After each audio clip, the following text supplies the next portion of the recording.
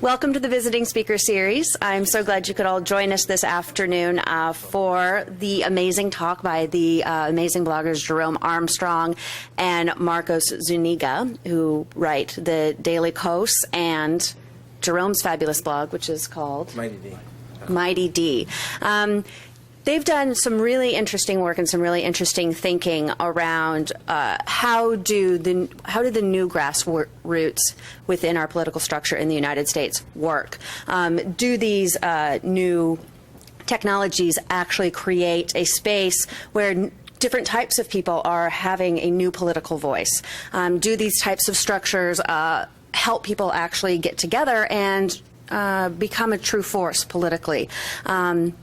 And these are very interesting things. I think many people think the jury is still out on this. And I'm just so pleased that we could have these two experts come in this afternoon to chat with us about their work and about their new book. So please help me welcome Markos and Jerome.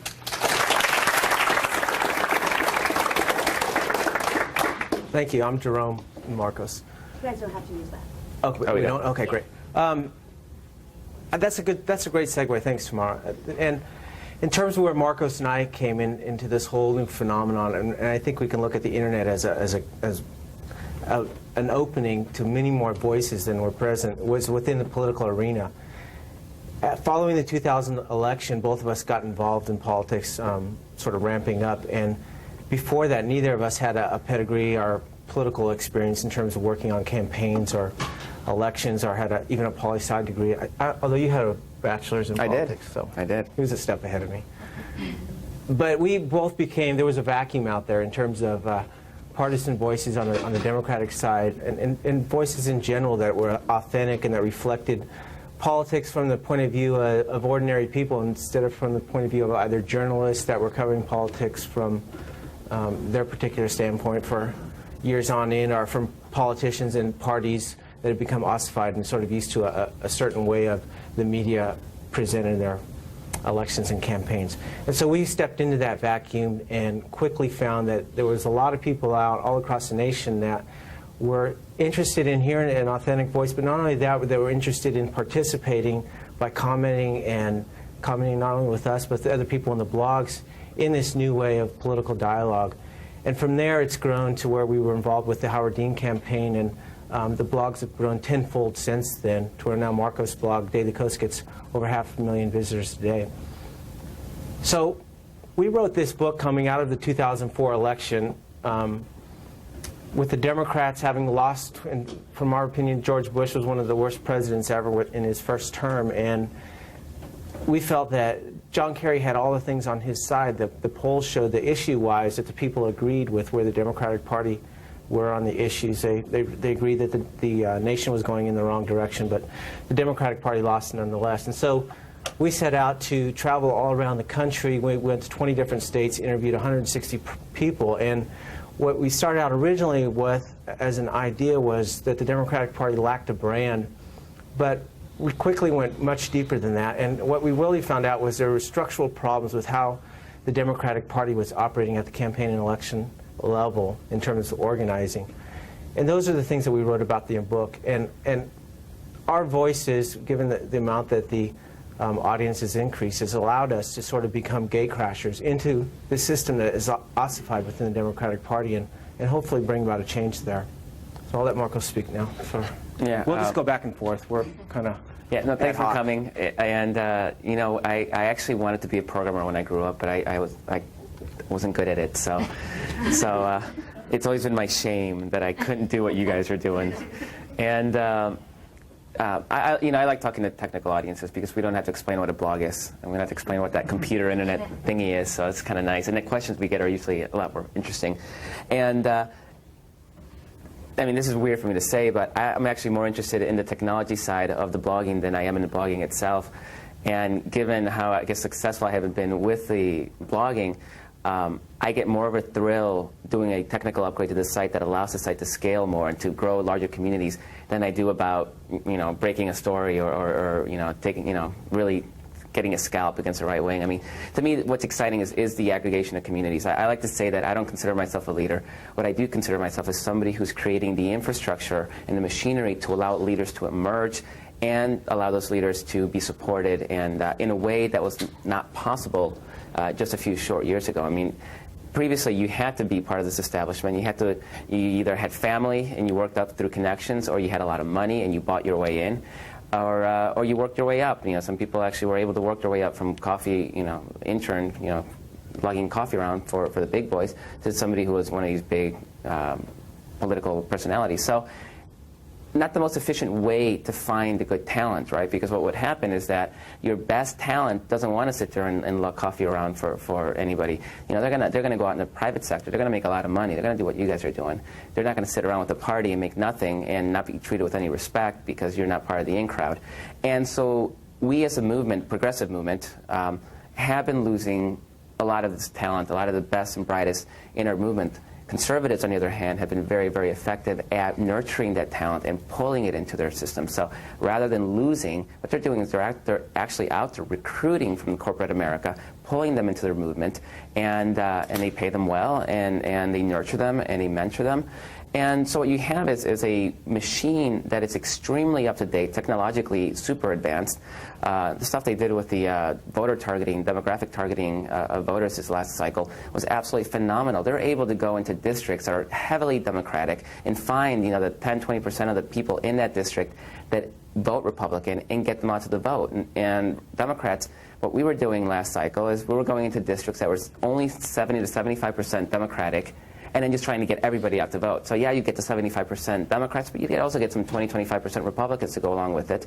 And then you're ignoring everybody else. And the vast majority of this country isn't 75% Democratic performance. So the Democratic Party has failed to communicate with their supporters and with people who are persuadable in just about 80% of the country, huge swaths of the country. Republicans are in every single district. They're communicating everywhere. And that is a very dramatic change. And what enables them to do that is technology. I mean, there was no way to do that before the internet, before this revolution that you guys are a part of, and we're now kind of riding that wave. That did not exist before. Now they've been able to adapt to that and move quickly in that regard. Our side is back in the Stone Age, right? Because you have this cabal of consultants that are doing things a certain way that make a lot of money. They don't want things to change because they fear what's different, and they fear that they have to bring in new people that may usurp their power or may infringe upon their little fiefdoms. And so, for us, it's kind of, in a lot of ways, it's frustrating to see that they have embraced their innovators and their entrepreneurs, and we have to actually beat them over the head with whether it's blogging or whether it's just blog. We have to beat them over the head for them to realize that they need to start changing the way they're doing business and adapt to the changing political and media and technological landscapes. And they didn't want to change. We both worked on Howard Dean's campaign, and after the election, sort of our initial impulse was to bring about change inside the structure of the Democratic Party as an organization. So we're both at the forefront of pushing for Howard Dean's movement into the DNC. And for anyone that's following politics right now, you can see that Howard Dean's getting a lot of backlash for one of the key things that he advocates for, which is the 50-state program that he talks about taking resources out of D.C., money that's raised, and decentralizing it and putting it back into the states and the party organization. And that really gets to the heart of what we talk about with people-powered politics, which is people at the very local level becoming engaged in political participation. And in many ways, it's the technology that allows that to happen. One of the things that I'd love to see happen is to make it as easy as someone to get involved at the local level of Democratic politics for a precinct meeting, say to be able to go to a website, tap in their zip code, and find out when the next precinct location meeting and where it's at.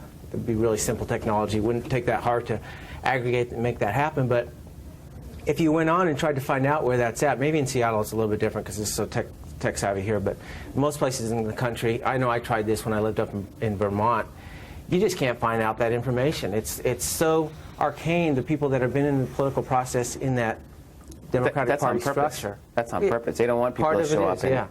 Yeah, that it's ossified, it's insular, and it's hard to break through that. But I think with technology, we can do that, and that's what we wound up doing with Howard Dean. With that chair election, is we broadcasted all over the blogs that we were going to make a statement, and there were people in D.C. that said, "Over my dead body, would Howard Dean be chairman of the DNC?"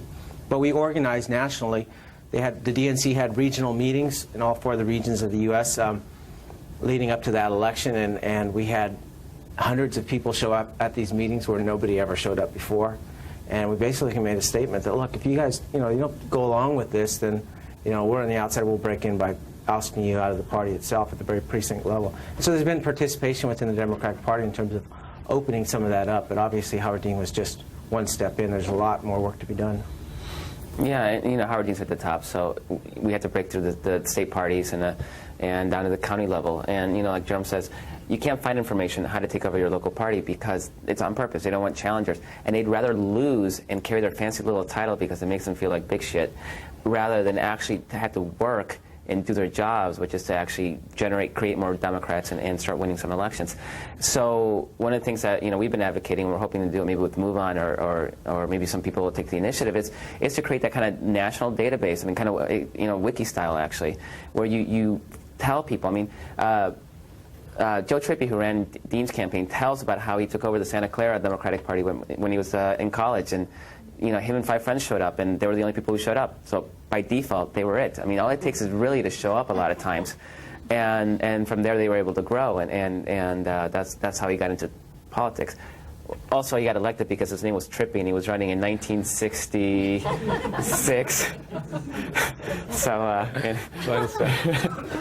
So, yeah, that was a good name to have at the time. And again, to us, it's all about technology. I mean, we don't need to march on the streets. As far as I'm concerned, marching in the streets is useless. It's an old story. Nobody cares anymore. A bunch of people in the street. You think, don't they have something better to do with their time than to march in the street over some stupid thing? But a bunch of people get online and they exert pressure online. To me, that seems to be more impressive.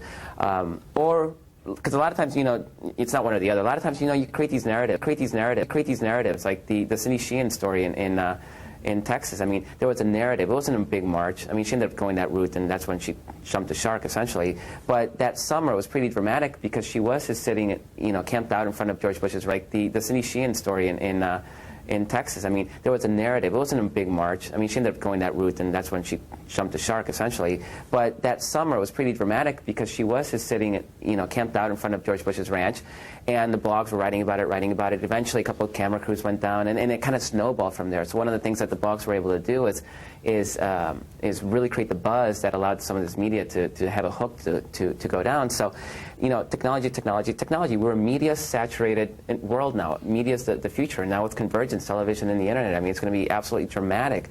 So we're going from 500 channels to unlimited, to the entire internet on a television.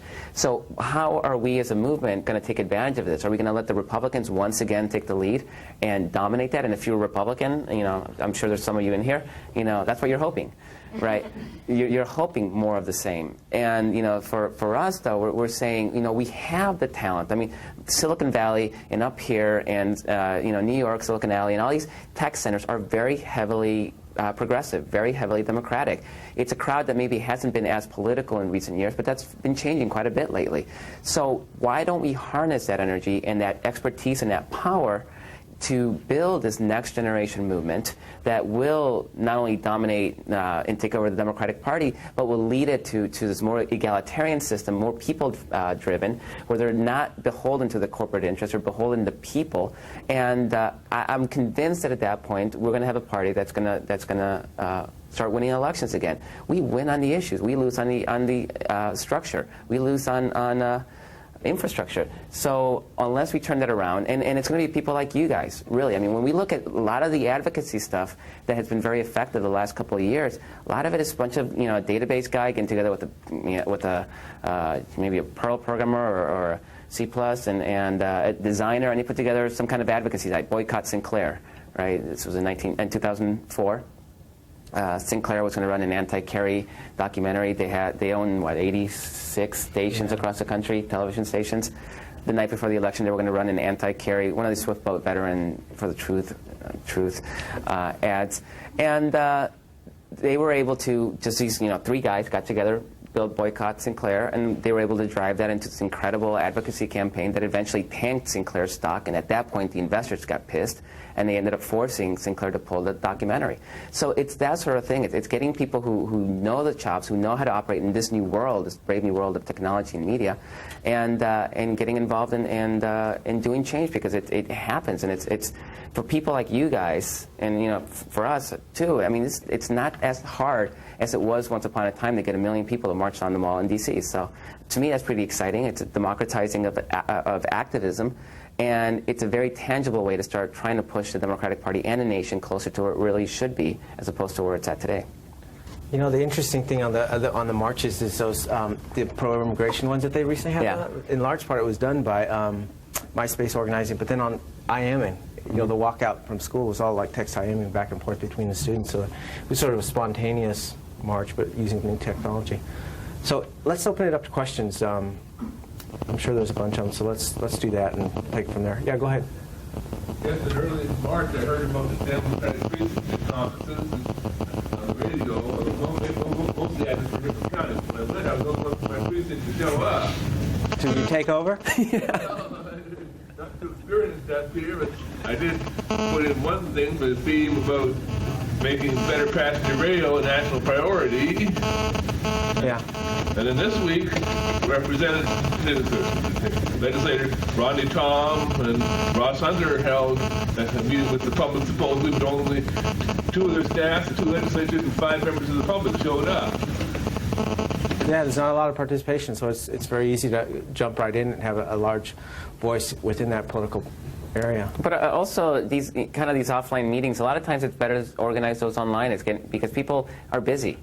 People have responsibilities. It's a lot easier for them to get together on some kind of IM chat or a blog and discuss things. And once you get a big enough crowd that's involved, naturally they're going to want to take it offline. It's a lot of what we're seeing with our Daily Coast MIDD communities is they're starting to organize themselves and meeting offline because they want to have that face-to-face influence. But all the first connections are all made online. It's a much safer environment. I'm very antisocial. I would have a hard time going to a meeting without knowing anybody. I mean, I'd be in a corner, really scared of myself. So blogging, right? So the technology's been absolutely fantastic for me. And this technology was made for me. It's made for, I think most people are like that. And so it's safe, and it's also easier for elected officials. They don't have to be on publicly, right? They can not have to tie and have to have that fake politician smile. They can do it in kind of a safe environment. And once they get enough interest, then you start taking those things offline. But the technology really enables a lot of these connections to be made in ways that is easier and more convenient for people than having to actually go to an actual meeting. Yeah, go ahead. So I supported Dean last time around, and from where I sat at the time, I really felt like he didn't get the nomination because the party bosses didn't want him to have it, fundamentally. Now you guys are saying that, well, it's the technology and that infrastructure that matters, but then on the flip side, he was the guy that had technology and infrastructure. So can you comment on where's the disconnect, and why do you think that he really failed to achieve the nomination? Well, there's sort of the intersection there of when the technology is accessible and is used by enough people to be like a tipping point to affect the outcome. And I don't think we were at that point last cycle. And I'm not sure exactly when we will be there. I mean, in terms of usage in the internet, we're still only at maybe 15% that people go to predominantly the internet for their political news, so it's still pretty small in that sense. But we do talk a lot about, though, that in the book, that takedown of Howard Dean in Iowa, with specifically one of Markos' arch enemies, the DLC. It's when we talk about infrastructure, it's more than just having a great blog and having a great website. I mean, there's a whole overarching infrastructure that the right has. They have the think tanks that generate the ideas and mold them into a governing blueprint. Then they have their media machine, Fox News and Rush Limbaugh and 700 Club and Washington Times and Free Republic and on and on and on, that allows them to market those ideas to their base. They reach roughly a third to half of their base with their media machine every week. We don't have the ability to reach millions of people with the partisan liberal media. It doesn't exist. Blogs, Air America, the little bits here and there, but we really don't have that mass capability of really pushing our message and marketing it. And they have the party infrastructure, which is what we were talking about earlier, the consultants and the ability, the databases and the sophisticated demographic targeting and that sort of thing. that allows them to sell those ideas to the American public when that sale is made, which is on Election Day. So this is broad. I mean, the Republicans spent hundreds of millions of dollars a year on this machine. It's very ideological, it's very cohesive, and it works together on behalf of their cause. We have nothing even remotely like that. We've started building it essentially last year, 2 years ago. And Kerry losing actually was one of the best things that happened to the progressive movement, ironically, because it finally drove home to a lot of people who were living in denial that, okay, there really is a problem with us because we really were right on the issues. And people did not like Bush. They did not like the direction of the country, and he still won. So clearly, and we had money. We actually had more money than they did. So all these excuses that we've had for so long suddenly got thrown out the window, and we still lost. So this is when people started realizing, okay, we got to start changing the way we do business. So that's more party movement-based infrastructure. Now, in primary campaigns, you really don't have a party infrastructure. Generally, you have a kind of an establishment, the media people, and the labor unions, and so on and so on. And yeah, they did. I mean, like Jerome said, we talk about that in the book about how they worked to take down Howard Dean. But at the end of the day, I think Dean did not fail because of infrastructure. We gave him the volunteers, we gave him the money, right? What they couldn't do is actually close the deal. They had horrible television media, they had horrible ground operation. Shipping in these kids into Iowa with their orange hats and telling Iowans how they should vote, when people are like, who the hell are you to tell me what Iowans should do, right? It's just a terrible, terrible idea. And so there was a lot of structural problems. Had they had a semi-decent, competent campaign with the volunteers we gave them and with the money we gave them, it would have been a whole different story. George Bush still would have won. And Howard Dean losing that election would have been an actual 10 steps back for what we're trying to do, because they would have said, we tried it your way and we still lost. So we'll go back to what we were doing before.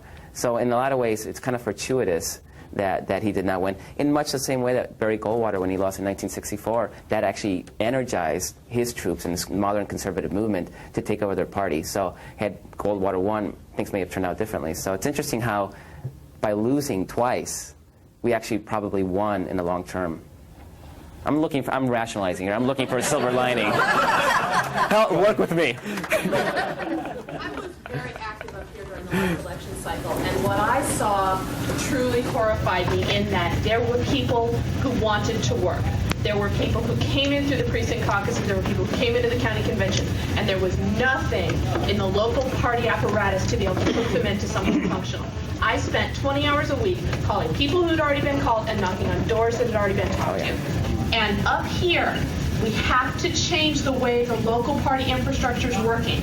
And the fact that that King County is going to mail-only ballot, it can only help, because they will stop trying getting people out to do the day of the election doorbelling, which was a complete waste of hundreds of people's efforts. And I haven't read your book yet, but I'm going to. Do you have any more suggestions in here for how we take and actually force change in the party infrastructure where it's already existing, to be able to take advantage of the energy that does exist? Well, yeah, I'll talk about Colorado, right? Sure. Yeah. I mean, one of the one of the huge problems we had in 2004 were people who were being harassed, right? Because they had the party people knock on our door, then they had NARAL come knock on our door, and then they had Sierra Club knock on our door, and by the time that I think probably turned off a huge number of people, enough to sway the election, maybe not, but we also wasted a lot of resources by knocking on the same door over and over again. So it was double negative. What happened in Colorado, this is, and we write about this in the book, and it's a great example. Colorado is a state that Bush won fairly handily, and Democrats made huge gains in the state legislature. In the House, they targeted 16 seats, they won 15 of them. I mean, it was a dramatic takeover of the state government. And what they did is the issue groups they had several donors in common. There's 4 big donors in Colorado that fund pretty much everything. They forced the issue groups into a room and said, you're going to start working together. We're going to figure out how we're going to stop duplicating efforts. We're going to start stepping on each other's toes, and we're going to build a movement. And they got together with the party, and what they decided in Colorado was the party was going to take care of message and candidate recruitment. Nothing else. Right? The issue groups were going to focus on turnout and the ground game. And then those issue groups actually split up geographic zones, so they weren't going into each other's turf. And so they were able to be very efficient in the way they used those resources, and clearly huge, huge success. This is now a model that's being emulated. The people, the architects of this are traveling around the country, and you can't do cookie cutter. Every place is different. One thing, we were in Texas at a meeting, and these issue groups got together, and they've been fighting forever. And they decided at this meeting that they were actually going to start sharing their membership lists and start figuring out how to work together. But here, the difference there was that the groups were going to force the donors to say, okay, now help us make this happen. So every state has its different dynamics. There's no cookie cutter approach. We criticize the cookie cutter approach in politics, so we're not going to advocate it.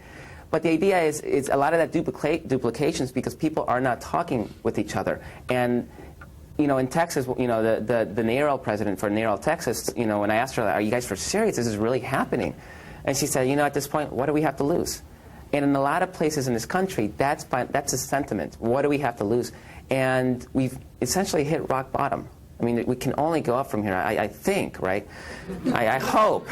Otherwise, I'm going to go kill myself right now. And you don't want to be in the news on that one, right? And so, but that's the key. It's who the groups here. Why was that being duplicated? Was it the party at risk? Take over the party. Was it the issue groups? Start impressing on them the importance. Show them the examples of what can happen if people do start working together. And I think long term, it'll help solidify states like Washington, which shouldn't even been a toss-up last time, and it was for most of the election. And we can start actually making some gains in some of these other purple and red states. Did that answer your question? Kind of. Go ahead. On the Colbert Report the other night, he asked you... Last night. He asked you what you thought about 06, and you said that you didn't really expect that the Democrats would win much. And so I guess my question would be, if not, with the way that Bush's numbers are now and not 06, then when do you see this movement that you guys are trying to foster actually gaining the traction necessary to make a change, if not 06, with the way Bush is now? Markos is still pessimistic. Let's hope he's a contrary indicator. He thought we were going to win last time. Yeah, so. last few cycles, I was convinced we were going to win, so I'm kind of hoping my streak holds. And I'm always wrong. I mean, I think we'd be in great shape if I'm wrong again. Now, I think the main problem that we point out is, well, there's a couple of them actually. The Democrats are up against a huge wall, and that the Republicans have done all these things, what we call backlash insurance, such as gerrymandering and reapportioning seats throughout the nation, so that even though the Democrats are up nationally 10 or 13, I think, in the recent poll, % above the Republicans in terms of who would people vote for, for their congressional representatives.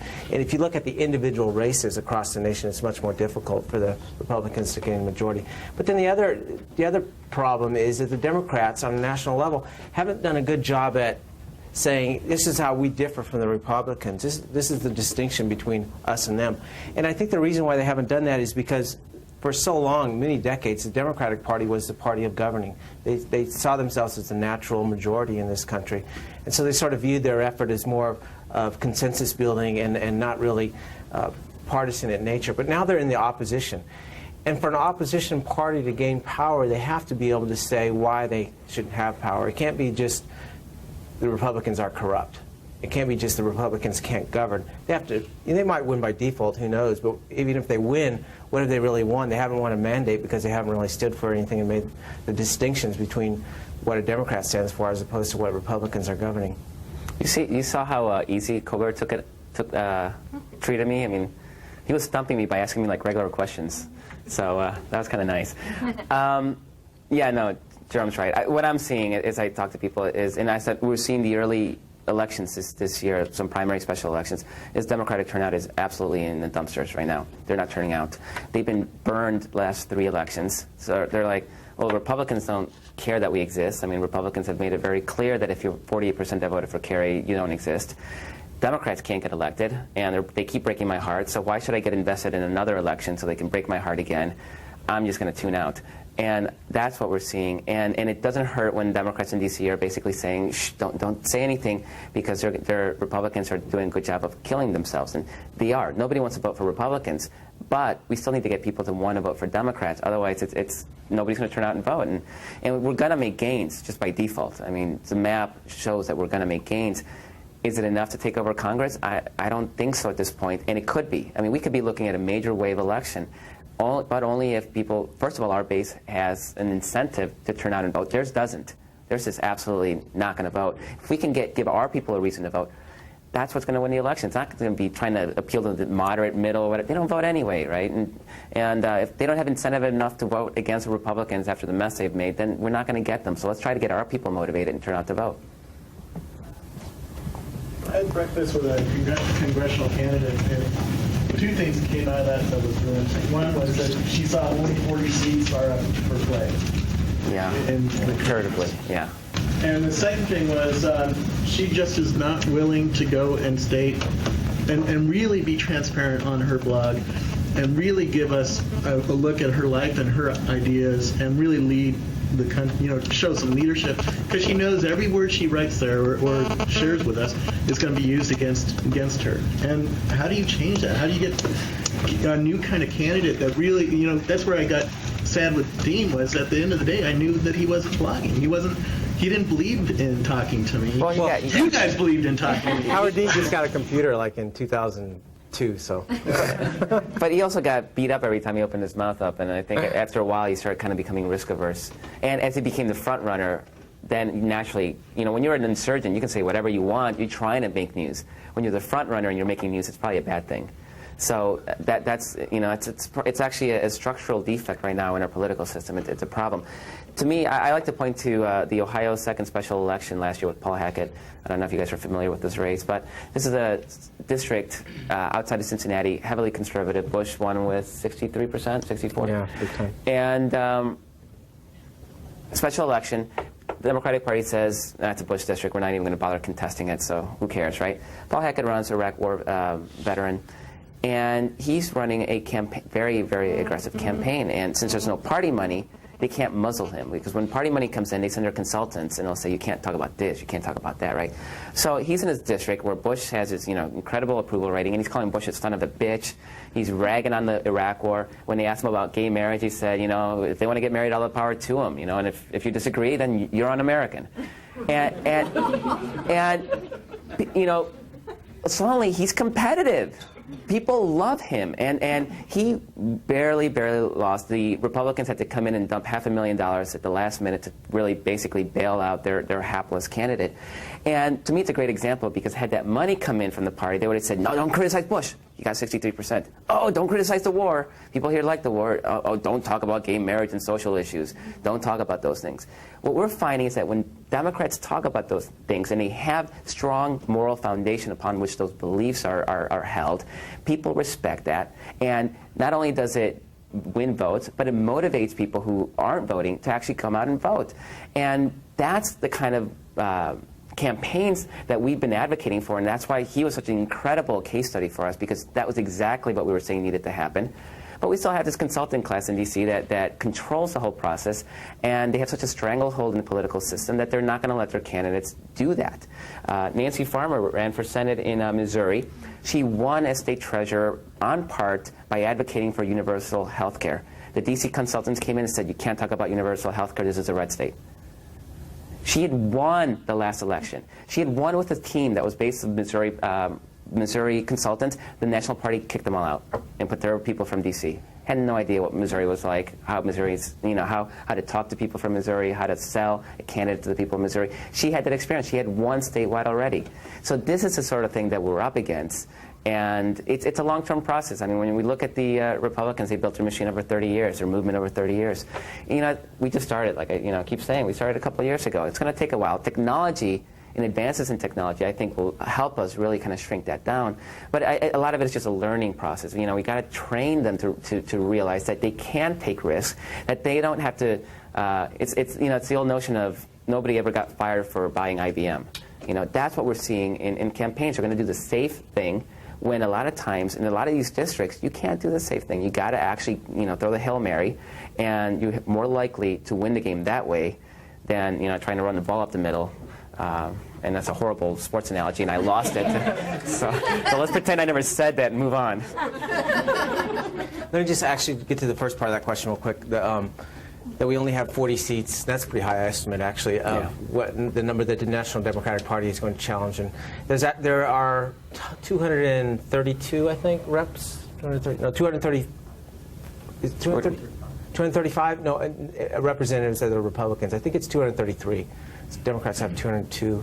And anyway, so there's 230-something of Republicans that are running for re-election, and the Democratic Party at the national level is targeting about 40 of those, and that's a charitable estimation. The number's probably closer to about 20. So they're leaving over 200 of them with an easy re-election. And what happens? Those guys go out and raise money, and they shovel it over to the really contested elections. And so the Democrats will complain like, we can't fund candidates into these races which look like really long shots because it'll cost us our money that we have to spend on these contested races. And then meanwhile, those guys turn right around, raise money there because they're not being contested, and put it into the contested races. And what we wrote about was 2 examples where the Netroots strategy, which was identifying these long shot races and trying to fund them and get some early funding into them so where they could turn around, actually become competitive. The two examples we use are Tom DeLay and Marilyn Musgrave. Tom DeLay was running in Texas. The D.C. Democrats have written it off, and a guy named Morrison was a long shot race that we got behind, and he actually started the whole thing, which culminated this last week with Tom DeLay stepping down finally by strongly challenging him in his own district. Another race was Marilyn Musgrave in Colorado. Democrats were not vicious homophobe in the Senate. Yeah, her issues were just vicious, evil hater. They weren't going to back her at all. They were just going to let her ride. And she had what was her bankroll? $3 million. She had $3 million, and which would have gone to other anti-gay candidates across the nation. She was ready. She was campaigning around the country because she was pushing this hate amendment, this anti-federal, anti-marriage amendment, whatever. And so she was actually campaigning for people around the country and giving them money. And suddenly, we raised what? Was it Matsunaka, right? Matsunaka. We raised $600,000. Yeah, not that much. Like 600. He raised less than $1 million in the whole race, and 600,000 was Netroots based and sort of like funders that came from the grassroots support. But the Republicans she spent all her money, and the Republicans had to dump another $2 million to bail her out. And and that was money that couldn't go to those other competitive races. So I think that the argument that they can't field candidates because of the money and the resources just doesn't pan out. A lot of that is a game of chess. You're trying to pin him down. Yeah. An incumbent will spend 10 times the money of a challenger to make sure that he's not going anywhere, she's going to be safe. And we need to use that to our advantage. And Democrats are, they see everything in win-loss. And if some of you follow the blog world, I get mocked a lot for my win-loss record, right? But the win-loss record isn't my motivation. I mean, we're not trying to win these races. That's why we're going with... What is it, 3-14? 3-17. Okay. And the key is to pin them down, expand the playing field, is wave the Democratic Party flag in districts that haven't seen it in ages. And in that regard, it has been successful. Republicans had to spend a lot more money to offset the relatively small amounts that we raised. And kept that money in their district, kept the candidates in their district. Tom DeLay, for the first time since he first got elected in Congress in '86 or '88, actually opened up a district campaign office. He hadn't even bothered to go back to his district since he first had gotten elected. He had to open up a campaign office and spent the entire cycle in his district instead of out raising money for other people. Somebody told me he's actually moving to Virginia now. He's leaving lobbyists probably or something like that. Yeah. But the other part of this equation is that the Democratic Party uses slogans like putting people first and together, well, whatever. I don't know what exactly. Together something. And, it's this all-inclusive type of slogan stuff, but then when we get to the election, we blow off half the people at the presidential level. We go after eight targeted battleground seats, or we just go after 40 districts. So we're blowing off huge swaths of the country. We're telling progressives in these rural areas that, you know what, it's unwinnable, forget you. We're not even going to find a candidate that you can, back and help build up the Democratic Party to hopefully win there someday. So that's really where we talk about the long-term structure of building up the Democratic Party at a national level, again, so that once again we can be a national party, that we have to, fix these areas. Yeah, it's incredible. We're in this book tour. We're doing over 100 events. I think we're up to 40 cities right now. I mean, this is not a normal book tour, right? Normal book tour is, 6, 10 cities, right? And we're still getting emails from people like in Alabama saying, please come. We got a couple hundred really committed activists. Nobody pays any attention to us. Please, please come. They want validation. They want somebody to say, you know what, you matter. Your work and efforts matter, even though you're in this really red area of the country. And it breaks my heart that we can't go to every place because there's limits to what we can do. But that's a kind of hunger that we have out there, and that's a kind of hunger that's not being met by the national party or even the state parties. So. One nice thing about your blog is you can link to them and point out, hey, we do care about you. Even at some abstract level, I can't visit you, but right.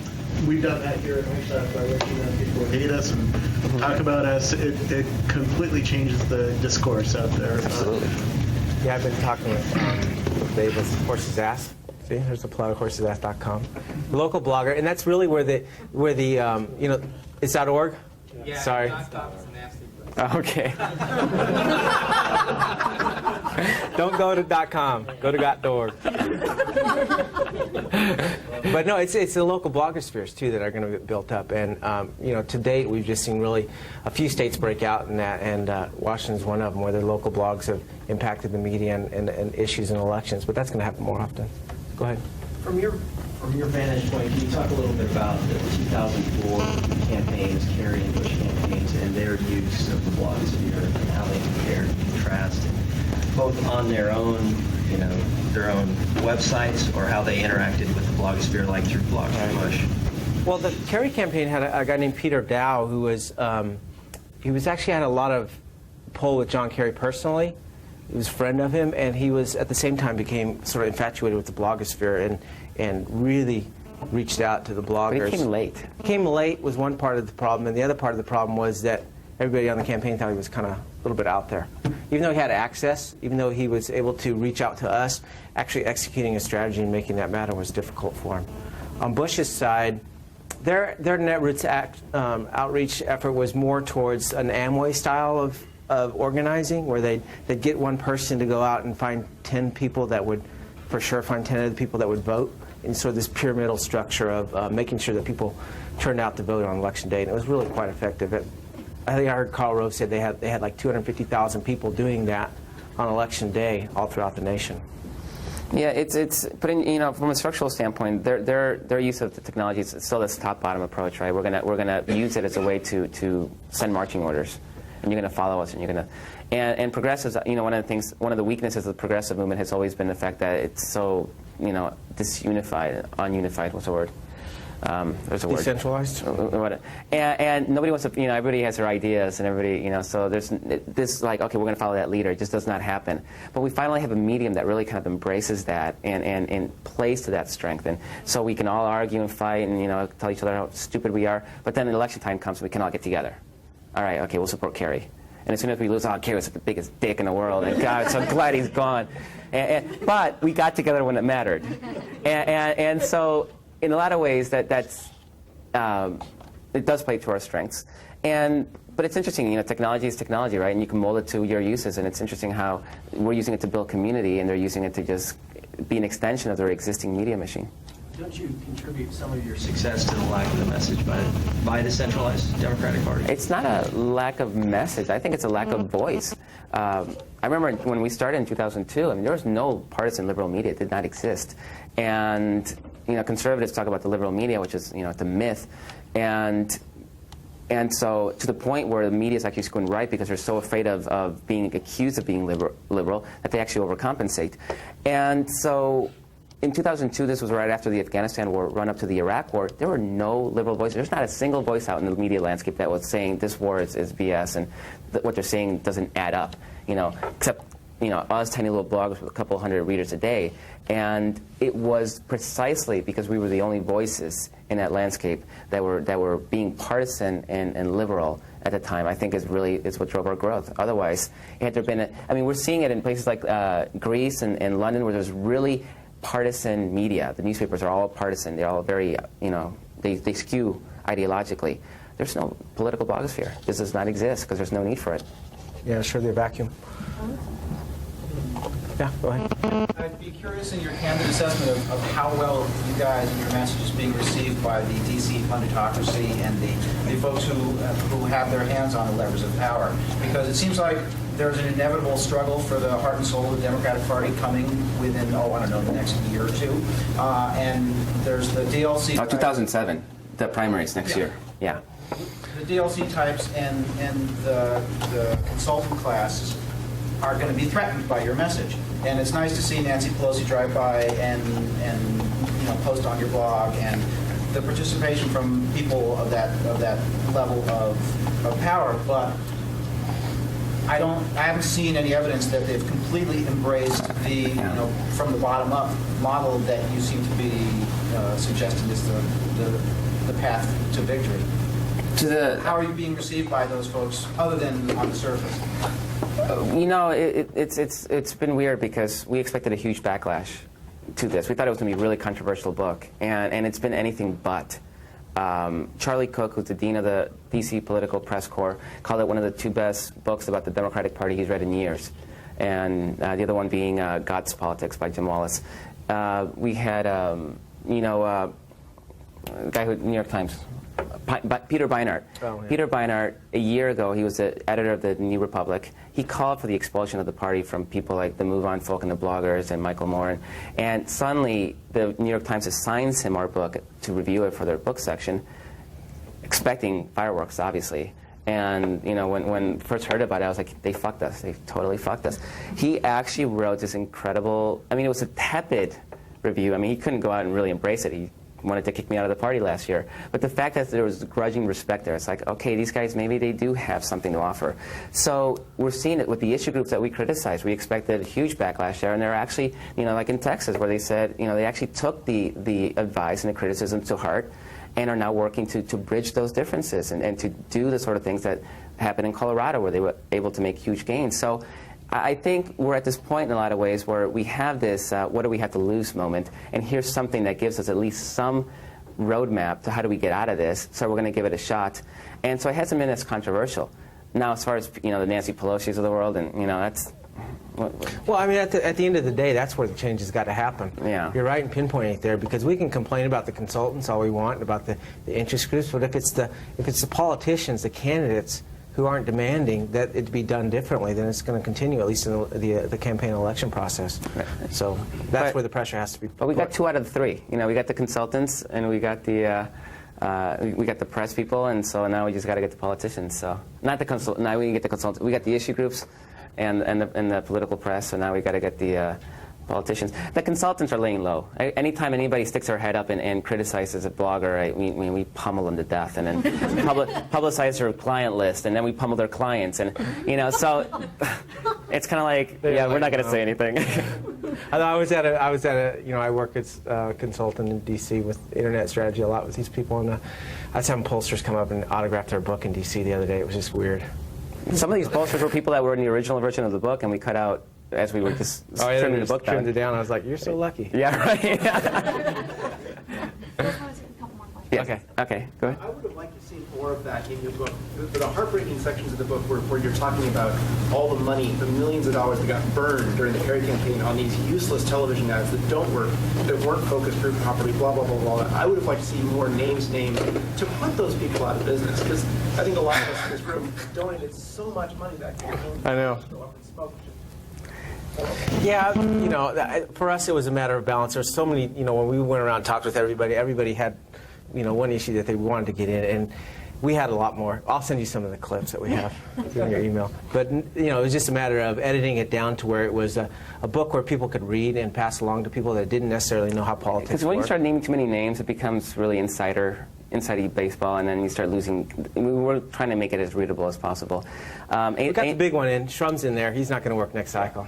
And Amy Sullivan wrote this great article in the Washington Monthly about the consultants, fire the consultants, and we're really putting a lot of pressure on her to actually make that into a book, because she's got names, and this needs a book. I mean, it's not making the chapter a little bit bigger. It needs a whole book on its own. Right. I mean, each one of those issues that we lay out. I mean, I think it was Simon Rosenberg once he read the book early on that said this is sort of like, it's a very top level look at a lot of the structural problems that we face as a party, and each one of them that could be a book in their own.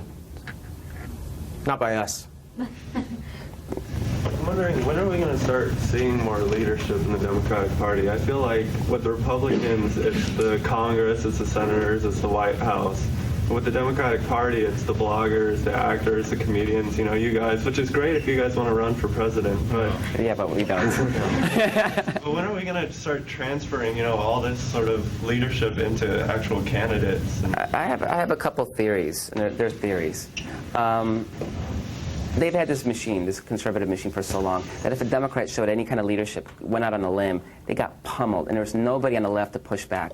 So it was just absolute agony. The other thing is their two formative experiences are losses Right. of 94 and 72. Right. So they're risk averse for that reason, right? Because those were really big losses. So there's that, and there's also the fact that the Republican Party has for a long time been funded by small dollar donations. People think Democrats are the party of the people. We actually had, the only place where we beat the Republicans in money-wise was in $1 million plus donations. We actually got the big fat cat corporate donations. We got them, not them. And they had the small dollar donor base. Best thing that happened to us was campaign finance reform. It was supposed to kill the Democratic Party because we were losing those $1 million donations. What it forced them to do is actually reconnect with regular people. Now what that does, I think, and again this is theory, is that when Republicans are dependent on that small dollar donation for their operations, they have to be responsive to their base. Because if they're not, they're going to lose that money. Democrats have not had the need to be responsive to their base because they didn't need their money. They just needed their vote every once in a while. And so now that they actually need their money, I think that long term, as they slowly get trained, it's a training process, right? That they're going to have to step it up on the leadership front, yes. Eventually they will. So that's the end. We've been told no more questions. Sorry. We are doing a couple more events. They're on crashingthegate.com. And we're still here. We're going to be here another half hour. So if you guys, we're going to sign. And if you guys have questions, feel free to. And books are over there if you don't have them.